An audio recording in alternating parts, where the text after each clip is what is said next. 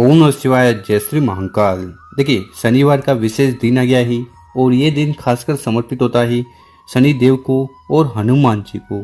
तो गुरुजन का है, आज के इस उपाय में आपको 3 शमी के पत्ते लेने हैं, शहद लेना है और विशेष तरीके से शिवलिंग पर जाकर ये विशेष उपाय कर लेना है। इस उपाय करने के बाद आपकी हर प्रकार की अटकी हुई मनोकामना पूर्ण होने लगेगी, चाहे वो धन प्राप्ति को लेकर हो, व्यापार को लेकर, नौकरी को लेकर हो।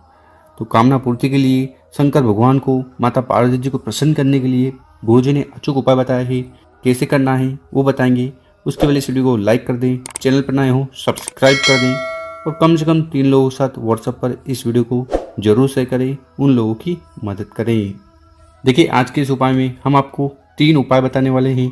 तीनों उपाय अपने आप में बहुत ही लाभकारी हैं, तो तीनों उपाय आपको जरूर देखना है। तो जान लेते हैं गुरुजी द्वारा बताया गया पहला वाला उपाय। देखिए, अगर आपकी कैसी भी कामना है या यूँ कहें कि दिल की बात है, इच्छा है जो किसी कारणवश पूर्ण नहीं हो पा रही है, ठीक, और आप उसके लिए प्रयास कर रहे हो, तो फिर आपको ये उपाय जरूर करना है। इस उपाय करने के बाद हर प्रकार की कामना इच्छा पूर्ण होने लगेगी। तो जानते हैं इस वाले उपाय में क्या क्या सामग्री की जरूरत है। सबसे पहले आपको ले लेना है शहद। 1-2 चम्मच शहद ले लीजिएगा। इसी के साथ जो अगली सामग्री है वो है शमी पत्र। देखिए, जब भी शमी पत्र लो ना, तो आपको इस प्रकार से संपूर्ण पूरे रूप से लेने हैं। कितने लेने हैं? 3 शमी पत्र। साथ ही साथ जो अगली सामग्री है वो है तांबे का लोटा। तो इस प्रकार से तांबे का लोटा लेकर उसमें आपको अपने घर से, अपने किचन से जल भर लेना है। देखिए, गुरुजी क्या कहते हैं कि यहाँ से जल भरकर शिवलिंग पर जाकर समर्पित करने से आपके घर के तीनों दोष समाप्त होने लगते हैं। तो इस प्रकार से सामग्री को इकट्ठा कर महादेव जी के मंदिर आपको चले जाना है। सुबह शाम इस उपाय को कब भी कर सकते हो। मंदिर में पहुंचकर आपका जो चेहरा है वो उत्तर दिशा की तरफ होना चाहिए और फिर जो भी पूजन पाठ वगैरह करनी है वो कर लीजिएगा। देखिए, शिवलिंग के ऊपर अगर आप शहद का उपाय करते हो तो घर में सुख शांति समृद्धि आती है, दुर्भाग्य दूर होता है। शमी पत्र का उपाय करने से भगवान भोलेनाथ बहुत ज़्यादा प्रसन्न हो जाते हैं, क्योंकि बेलपत्र के बाद जो सबसे प्यारी चीज़ उनको लगती है वो शमी पत्र है और एक शमी पत्र 14 करोड़ स्वर्ण मुद्रा के बराबर है। तो इसकी कितनी अहमियत है वो आप जान ही सकते हो। देखिए, इस वाले उपाय में सबसे पहले करना क्या है, आपके पास ये 3 शमी के पत्ते, उसमें से आपको पहला वाला शमी का पत्ता उठाना है, जल के लोटे में सम्मिलित कर लेना है, मिला लेना है। उसके बाद वो जल के लोटे को उठाना है और धीरे धीरे कर पूरा जल शिवलिंग के ऊपर समर्पित कर देना है। ओम नमः शिवाय, श्री नमस्तुभ्यम मंत्रों का स्मरण करते हुए, ठीक। और जल समर्पित करने के बाद वो जो शमी का पत्ता है उसको आपको शिवलिंग के ऊपर इस प्रकार से समर्पित कर देना है। डंडी होगी, जलाधारी तरफ होगी।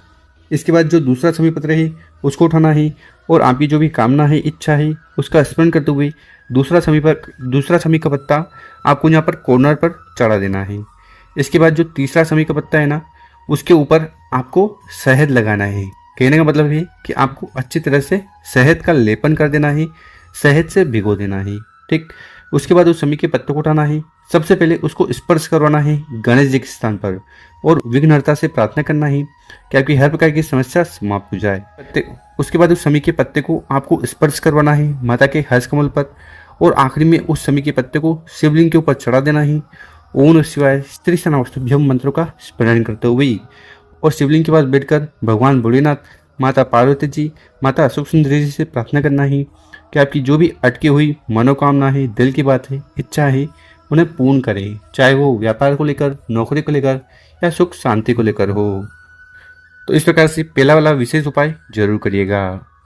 अब जान लेते हैं गुरुजी द्वारा बताया गया दूसरा उपाय। विशेषकर ये उपाय क्यों करना है। देखिए, अगर आपके जीवन में किसी भी प्रकार की समस्या है, बाधा है, परेशानियां हैं या शनि दोष आपके जीवन में चल रहे हैं, जिसके कारण आपके कौन से भी कार्य नहीं बन पा रहे हैं, जीवन में बिल्कुल भी सुख शांति समृद्धि नहीं आ रही है, कुछ न कुछ परेशानियां या बाधाएं जीवन में चली जा रही है, तो फिर आपको ये विशेष उपाय जरूर करना है।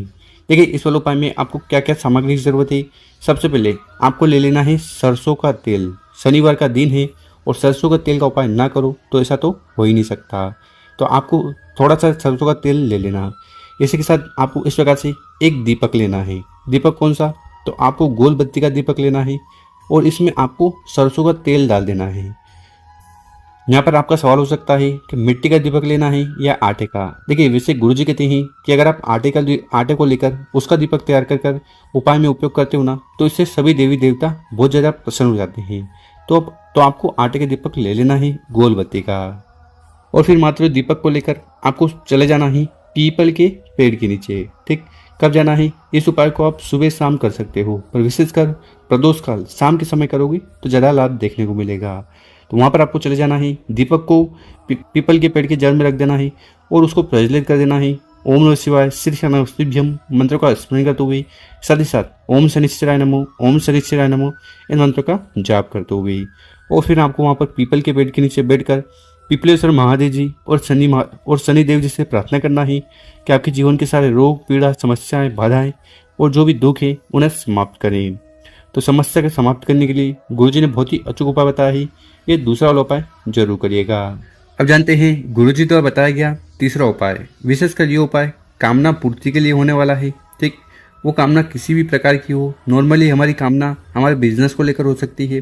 ठीक है, आप नौकरी करने जाते हो तो नौकरी को लेकर हो सकती है, आपके बच्चों के लिए आप कामना कर सकते हो। ठीक, इस वाले उपाय में जो सबसे पहले सामग्री आपको चाहिए वो है चावल के दाने। कहने का मतलब है कि आपको अक्षत के दाने लेने हैं। कितने? 3, 5, 7, ठीक, जितने बन पाए आपको विषम संख्या में चावल ले लेने हैं। साथ ही साथ जो अगली सामग्री है वो है बेल पत्र। ठीक, कितने बेल पत्र की जरूरत है? तो गुरुजी ने कहा है मात्र आपको एक बेल पत्र लेना है जो कहीं से खंडित टूटा फूटा नहीं होना चाहिए। देखिए बहुत सारे लोग कंप्लेंट करते हैं, शिकायत करते हैं कि हमें तो बेलपत्र नहीं मिल पाता, और बेलपत्र मिलता है तो वो खंडित मिलता है। तो ऐसे में क्या करना चाहिए? देखिए आपको क्या करना है, देखिए ऐसी परिस्थिति में आपको क्या करना है, शिव मंदिर जाना है, शिवलिंग पर जो चढ़ा हुआ बेलपत्र है उसको उठाना है, शुद्ध जल से धोना है और फिर उपाय में उपयोग कर लेना है। इसी के साथ जो अगली सामग्री है वो है सफ़ेद फूल। तो इस प्रकार से आपको एक सफ़ेद फूल ले लेना है। बस आपको जो केतकी का फूल आता है ना वो नहीं लेना है। और आखिरी में आपको तांबे का लोटा लेना है, और उस तांबे के लोटे में आपको अपने घर से, अपने किचन से शुद्ध जल भर लेना है। जैसे कि हमने बताया है, यहाँ से जल भरकर शिवलिंग पर जाकर समर्पित करने से कालसर्प दोष, वास्तु दोष और पितृ दोष, तीनों दोष समाप्त होने लगते हैं। तो इस प्रकार से तीनों सामग्री को लेकर अपने घर के आसपास जहाँ पर भी मंदिर है वहाँ चले जाना है, और इस उपाय को करने के बाद अवधूतेश्वर महादेव जी की असीम कृपा आप पर होने वाली है। मंदिर में पहुंचकर उत्तर दिशा की तरफ मुंह कर बैठ जाना है। बेलपत्र का उपाय करने से कामना इच्छा पूर्ण होती है।